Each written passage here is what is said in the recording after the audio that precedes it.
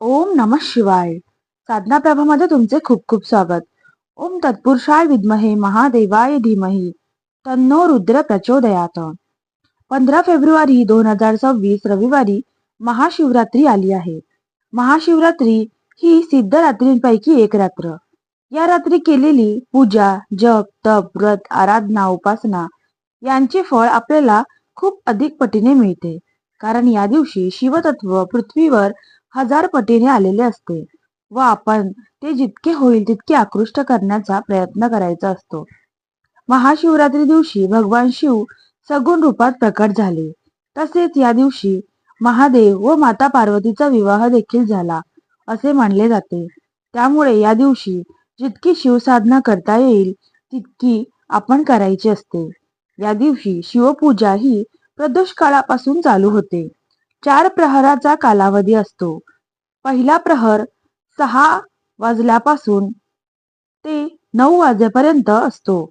यावेळी दुधाचा अभिषेक करावा व ओम ईशानाय नमः या मंत्राचा जप करावा. हा जप आसनावर बसून रुद्राक्षाच्या माळेने करायचा आहे. दुसरा प्रहर हा रात्री 9 वाजल्यापासून 12 वाजेपर्यंत असणार आहे. या काळामध्ये आपण दह्याने अभिषेक करायचा आहे. त्यानंतर ओम अघोराय नमः या मंत्राचा जप करायचा आहे. तिसरा प्रहर हा 12 वाजल्यापासून ते रात्री 3 वाजेपर्यंत असणार आहे.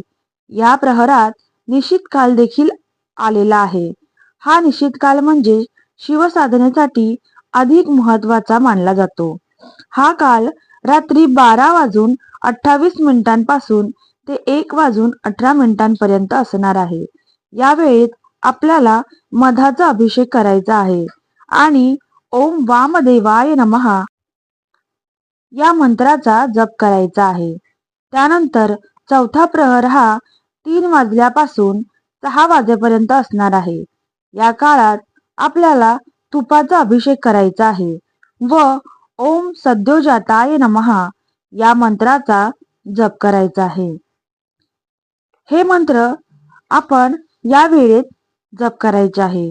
त्याचबरोबर सकाळी 6 वाजता 6 नंतर साखरेचा अभिषेक करायचा आहे व गंगाजल अर्पण करायचा आहे. पंचामृताने अभिषेक करायचा आहे. त्यानंतर शिवलिंग शुद्ध जलाने स्वच्छ करायचे आहे. त्याचबरोबर स्वच्छ केल्यानंतर या शिवलिंगाला भस्म व चंदन लेपन करायचे आहे. अखंड अक्षता व्हायच्या आहेत. त्याचबरोबर बेलपत्र, बेलफळ, धतुरा, पांढरे फूल आपल्याला अर्पण करायचे आहे.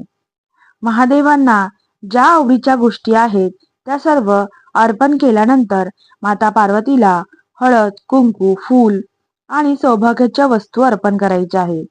गंध, पुष्प, धूप, दीप, नैवेद्य अशी पंचोपचार पूजा करायची आहे. नैवेद्यासाठी आपल्याला पंचामृत व फळांचा नैवेद्य दाखवायचा आहे. अशा प्रकारे ही पूजा झाल्यानंतर शिवपार्वतीला नमस्कार करून आपल्याला उपवास सोडायचा आहे. या महाशिवरात्रीच्या काळामध्ये आपली साधना करणे फार जास्त महत्वाचे आहे.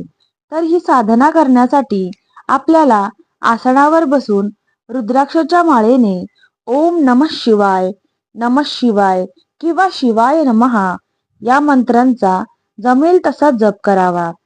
त्याचबरोबर ओम रुद्राय नमः, ओम सांब सदाशिवाय नमः, मृत्युंजय महामंत्र या मंत्रांचा जप देखील आपण करू शकतो. त्याचबरोबर शिवपुराण, शिवलीलामृत या ग्रंथांचे पठण करावे.